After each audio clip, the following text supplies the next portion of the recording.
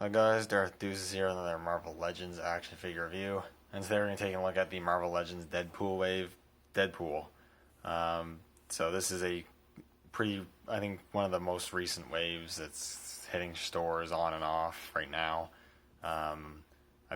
This wave's pretty hard to find. I've never seen the full wave in stores. And I've only seen bits and pieces of the waves. I've never seen the Cable figure, which is the figure I wanted the most from the wave. And I was originally not even going to pick this Deadpool figure up. But after I saw him in stores, I figured, one, I'm not going to see him again anyways. And it does look really good. I've heard a lot of people say a lot of good things about it. And when you see it in person, it looks much better than you think. So I picked him up. Anyways, taking a look at him in the packaging here. You've got your standard Marvel Legends packaging. You've got the Deadpool sort of style logo right there. You got this emblem on the top there. This is part of the Build-A-Figure of Marvel Sasquatch. So this is the one figure that does not come with a Build-A-Figure piece in the wave, which I think is quite weird because, as you can see, it doesn't come with a lot of accessories. There's plenty of space for a BAF piece in there, but whatever. You get a really cool image of Deadpool on the side, though. I do like that. It's the same on there. There's nothing really on the bottom. And you got a pretty cool image of Deadpool on the back of the figure.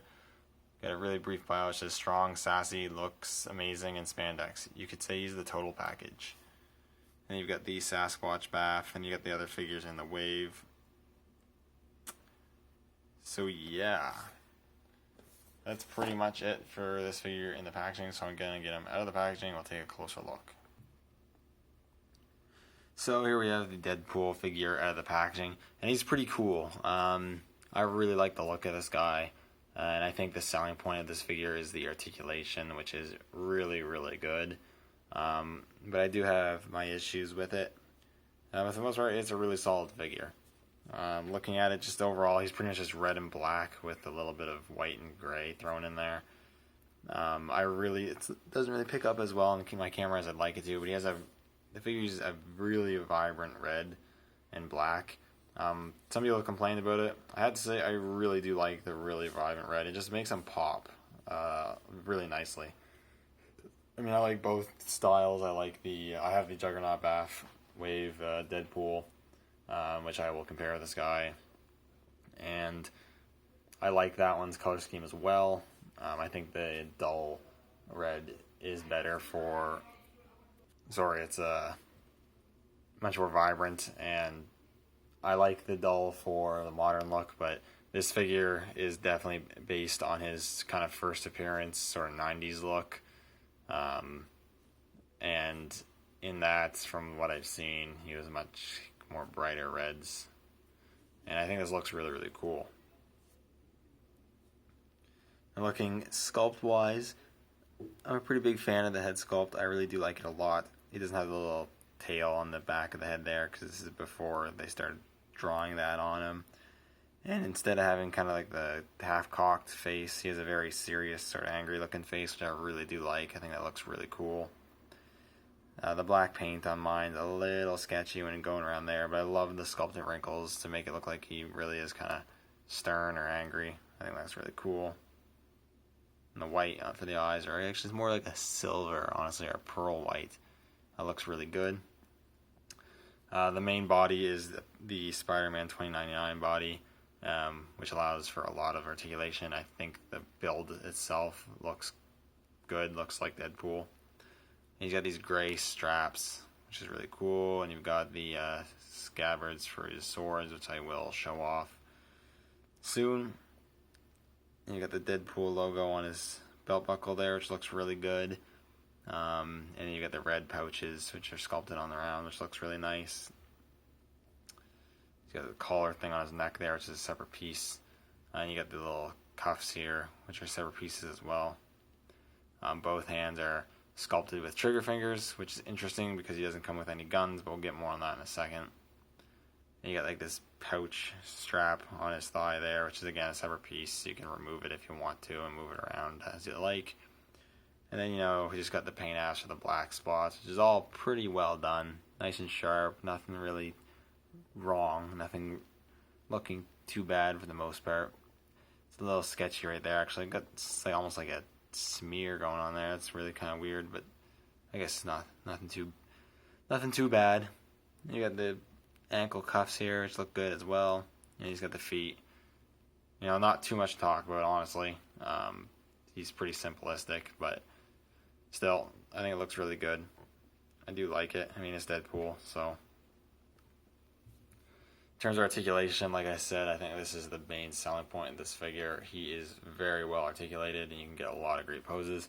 So he's a ball joint in the head with a hinge at the neck. So you're going to have to manipulate this collar thing a bit to get the full range of motion. But if you push the collar down, you can get him looking up. And you can get him looking down all the way. No real pivot. His ball hinges at the shoulders. Butterfly joints, so you can move him forward and back, which is awesome. Swivels at the bicep, double hinges at the elbows, and hinges at the wrists. A ab crunch, which moves really well. It's not loose at all or anything, which I'm very happy about. A swivel at the waist as well. Ball hinges at the hips, which are tight, which is nice, and moved a decent amount. They kick forward a decent amount, not really back at all. Swivel cut at the thighs. A double hinge at the knees, which move really good. Swivel cut at the calf, and then hinges at the ankles with rocker joints. So you can get him in a lot of great poses, which is really quite cool. Now moving on to accessories, which is definitely my biggest complaint with this figure. He does not come with many accessories. The only accessories he comes with, is his two katana swords, which are cool. I don't mind the color they picked for the actual blades. It looks okay, and they got some paint on the handles, which is cool. I don't like how short they are. I'm pretty sure it is accurate how the swords looked and how they were drawn in the original. In Deadpool's first appearances, they were kind of short, I think. So these are technically accurate, but I'm still not a huge fan of the length of the swords regardless. I also really hate how he doesn't come with any other weapons. I would have liked at least a couple of guns, like a handgun and maybe an assault rifle to be added with them, or a machine gun or something. I think it does really suck that he doesn't come with like any other accessories besides his swords, especially since the last Deadpool came with a shitload of accessories. And also the fact this figure doesn't come with a BAF piece. There's so much extra space in that packaging. They didn't give him the BAF piece. I don't know why they couldn't have given him some more accessories to fill up that space. I guess it could be budget-wise issues or something. I don't know. But you do get the swords. He holds them well. Oops. You just slide them right in his hands there. I'm not going to do anything too crazy pose-wise right now, but you can get him holding the swords, and it looks pretty good. Again, they could be longer, but what can you do? And you can take him out of his hand there, and you can sheath the swords on his back there, and this sheath definitely works a lot better than the Juggernaut BAF Wave Deadpool's sheaths. And speaking of that figure, let's do the comparison now. Here we go. We got the new Deadpool figure, and we've got the Juggernaut BAF Wave Deadpool. Kind of putting them side by side there. And both have their ups and downs. I will say my favorite is still probably the Juggernaut BAF Wave. I just love how he comes with so many accessories. I might even say I might prefer the Bucky Cap mold, at least build-wise, for Deadpool. But I definitely like the articulation more on this Deadpool. And this design and sculpt still looks also really good on its own.